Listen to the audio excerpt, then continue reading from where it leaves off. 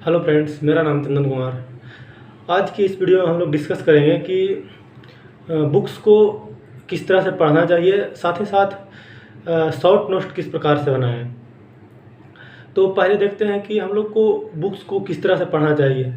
तो ये वीडियो सारे ब्रांचेज के लिए बेनिफिशियल हो सकता है, बट जो मैं एग्जांपल यूज़ करूँगा वो इलेक्ट्रिकल के लिए रहेगा।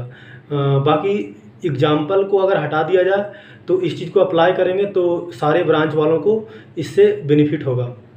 तो मैं यहाँ इलेक्ट्रिकल के लिए basic electrical engineering VK Mehta का जो बुक है, जिसको पिछले वीडियो में मैंने सजेस्ट किया था, उसी को लेकर के उसी पे एग्जांपल लेंगे।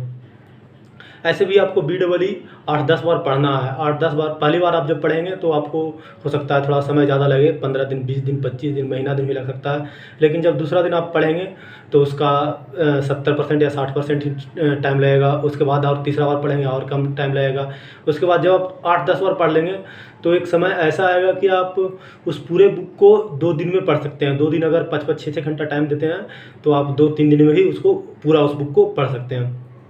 तो आपको करना क्या है कि जब सबसे पहली बार पढ़ेंगे तो आपको लाइन बाय लाइन हर चीज़ पढ़ना है, और उसमें जो इम्पोर्टेंट चीज़ रहेंगे जैसे फार्मूला हो गया, किसी चीज़ को डिफिनेशन वगैरह हो गया, तो उसको क्या करेंगे, अंडरलाइन कर लेंगे। उसके बाद में जब नेक्स्ट टाइम पढ़ेंगे तो जो चीज़ हम अंडरलाइन किए हैं सिर्फ उसी चीज़ को पढ़ेंगे, और जो फार्मूला वगैरह हो गया उस चीज़ को पढ़ेंगे। पूरा चीज़ को हम नहीं पढ़ेंगे। अब बात आता है न्यूमेरिकल पोर्शन का। तो न्यूमेरिकल पोर्शन में क्या होता है, न्यूमेरिकल पोर्शन में ही ज़्यादा टाइम लगाते हैं बच्चे। क्या करते हैं कि हर एक न्यूमेरिकल को पेन पेपर लेकर के कॉपी पर बनाना शुरू कर देते हैं। ये बिल्कुल नहीं करना है। आपको करना क्या है कि जब आप फर्स्ट बार पढ़ रहे हैं तो आप सारे न्यूमेरिकल देखेंगे, पॉइंट टू बी नोटेड देखेंगे, हमने बनाने नहीं बोला है। तो आपको करना क्या है कि जब फर्स्ट बार पढ़ रहे हैं तो सारे न्यूमेरिकल को देखेंगे, और जब सेकेंड बार पढ़ रहे हैं तो शुरू का एक न्यूमेरिकल स्किप किए, दूसरा देखे, तीसरा स्किप किया, चौथा बनाए। इस तरह से तीसरा बार जब पढ़ेंगे तो 2 स्किप करेंगे, 1 बनाएंगे। इस तरह से जब आप 3-4 राउंड पढ़ लेंगे बुक को, तो आपको क्या करना है कि शुरू के 3-4 न्यूमेरिकल स्किप कर दीजिए, 1 बनाइए, फिर 3-4 स्किप कर दीजिए, फिर 1 बनाइए। अब इसमें बात आता है कि हम ऐसा क्यों बोल रहे हैं कि न्यूमेरिकल को देखना है, बनाना नहीं है।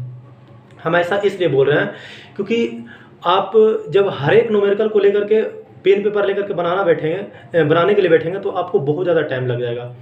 तो आपको करना क्या है कि जैसे आप क्वेश्चन देखें तो क्वेश्चन देख करके आपको ये समझ में आ जाएगा कि इसमें गिवन डाटा दिया हुआ है।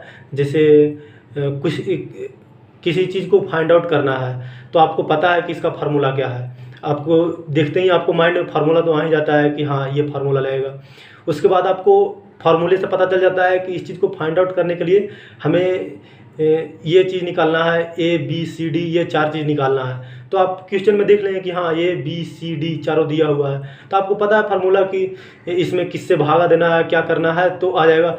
तो आपको वो चीज़ को पेन पेपर पर करना नहीं है। आप देख लिए कि हाँ इस तरह से करना है, आप नीचे बुक में देख रहे हैं कि हाँ बुक में भी इसी तरह से किया, तो हम उस चीज़ को नहीं करेंगे, उस चीज़ को हम स्किप कर देंगे। आप 8-10 क्वेश्चन देखते हैं तो उसमें से 1-2 क्वेश्चन को सोल्व कर सकते हैं, जो थोड़ा कॉम्प्लिकेटेड लगे तो उसको सोल्व कर सकते हैं। वरना जिसको आप इजीली देख करके ही पता चल रहा है कि इसमें ये गिवन डाटा है, इसको यहाँ पुट करेंगे तो ये आंसर आ जाएगा, उस चीज़ को आप नॉर्मली स्किप कर दीजिए। अब हमने जो भी बताया इस चीज़ को हम एग्जाम्पल के थ्रू समझते हैं। तो चलिए हम लोग चलते हैं स्क्रीन की तरफ।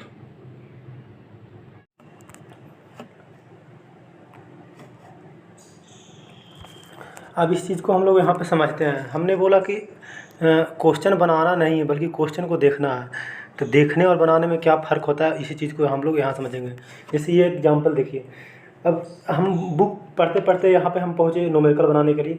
तो अब हम देख रहे हैं कि ये question 2 filament lamp A and B takes 0.8 ampere 0.9 ampere respectively when connected across 110 volt.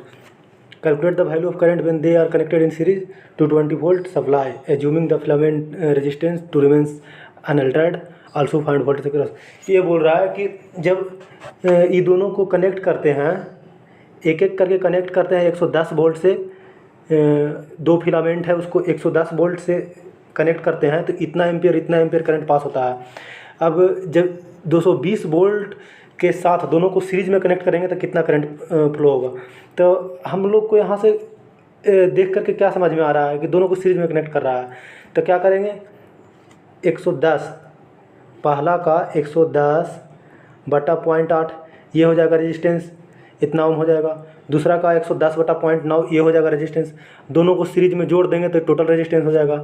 अब टोटल रेजिस्टेंस में क्या करेंगे, 220 में भागा दे देंगे। मान लेते हैं पहला का R1 आया, पहला का R2 आया, तो यहाँ से करंट निकल जाएगा। अभी जो भी निकलेगा करंट I, उस I में चूँकि वोल्टेज भी निकालने बोल रहा है, यहाँ पे देखिए वोल्टेज निकालने बोल रहा है, also find the voltage across each line. तो अब I R1 कर देंगे तो पहला के क्रॉस वोल्टेज निकल जाएगा, I R2 कर देंगे तो दूसरा क्रॉस वोल्टेज निकल जाएगा। अब इस चीज़ को हमको समझ में आ गया, तब नीचे हम सोल्यूशन देखेंगे। तो सोल्यूशन में देखें, रेजिस्टेंस दोनों का निकाल लिया, दोनों का जोड़ करके, और सीरीज में कह रहा था तो 220 में भागा दे दिए टोटल रेजिस्टेंस से।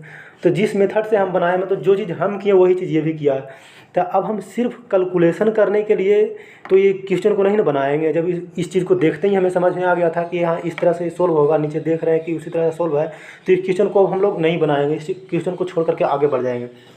इसी तरह से अगर हम नेक्स्ट क्वेश्चन देखें, ये आपको तब करना है जब आपको समझ में आ रहा है कि ये चीज़ ऐसे बन रहा है और हाँ उसी तरह से बन रहा है, तब इस चीज़ को आप छोड़ सकते हैं। लेकिन अगर आपको नहीं समझ में आ रहा है तो फिर आप नीचे सॉल्यूशन देख करके समझने की कोशिश कीजिए कि ये किस तरह से सोल्व कर रहा है। इस तरह से अगर नेक्स्ट क्वेश्चन को भी देखें तो नेक्स्ट क्वेश्चन में जो भी बोल रहा है, मतलब आपको देख करके अगर समझ में आ जा रहा है तो उस चीज़ को जिस तरह से इसमें बताया कि देख करके आपको समझ में आ रहा है कि यहाँ से ये चीज़ निकालना है और इस चीज़ को यहाँ पुट करना है, यहाँ से ये निकल जाएगा, तो आप उस क्वेश्चन को स्किप कर सकते हैं। अब इस क्वेश्चन में देखते हैं। इस क्वेश्चन में बोल रहा है कि एक जो 100 वाट का बल्ब है वो 250 वोल्ट पे रेटेड है और दूसरा 200 वोल्ट पे रेटेड है। अब दोनों का वोल्टेज रेटिंग अलग अलग है तो इस हिसाब से रेजिस्टेंस अलग अलग होगा। अब क्या बोल रहा है कि दोनों को सीरीज में कनेक्ट कर रहे हैं, तो सर्किट करंट जो कि सीरीज में कनेक्ट हुआ तो करंट सेम होगा और वोल्टेज अक्रॉस ईच लाइन।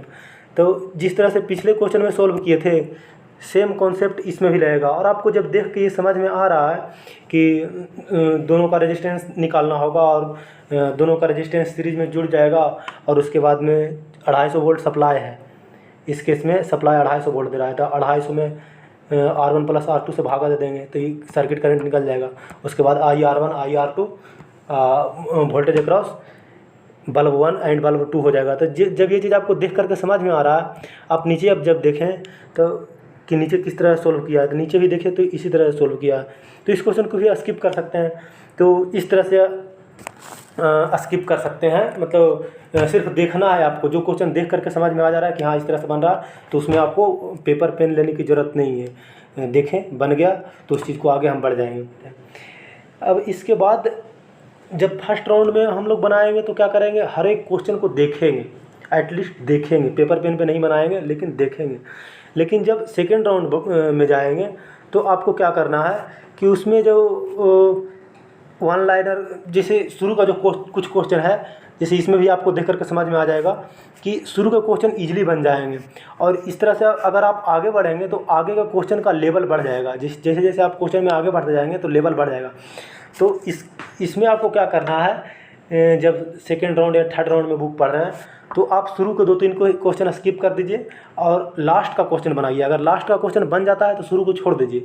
और अगर शुरू का स्किप करने के बाद तीसरा और चौथा क्वेश्चन नहीं बन रहा है तो आप क्या कीजिए, फिर से आप शुरू से ही आइए। अगर 2 क्वेश्चन छोड़ करके तीसरा बनाए, तीसरा बन गया तो आप शुरू को 2 को स्किप कर सकते हैं। इसलिए बोल रहे हैं स्किप करें क्योंकि आप तीसरा क्वेश्चन बना रहे हैं और वो बन गया तो इसका मतलब उससे पहले वाले जो क्वेश्चन होंगे उनका लेवल इस क्वेश्चन के लेवल से कम होगा। तो इसका मतलब पीछे वाला क्वेश्चन भी बन जाएगा। कोई ज़रूरी नहीं है कि अब हम हर एक बार जब बुक पढ़ें तो सारे क्वेश्चन को देखते चलें, क्योंकि देखने में भी तो समय लगता है। तो इसके पीछे लॉजिक ये रहता है। जिससे मैंने पहला बार जब बुक पढ़ा था तब 20-25 दिन लगा था पूरा बुक पढ़ने में, लेकिन फिर जब दूसरा बार पढ़ा तो उससे कुछ कम और लास्ट तक मैं इस बुक को basic electrical by VK Mehta को कम से कम 10 बार तो पढ़ा ही होगा। तो लास्ट में समय इस तरह से आ गया था कि मतलब अगर हमको इसको पढ़ना है तो 5-6 घंटे डेली, दो दिन या 3 दिन दिए तो पूरा बुक पढ़ लेते थे। तो यही करते थे, अगर पढ़ना रहता था तो जो टिक आउट किया हुआ रहता था, जैसे थ्योरी पढ़ना रहता था तो थ्योरी में भी जो टिक आउट किया हुआ रहता था सिर्फ वही पढ़ते थे।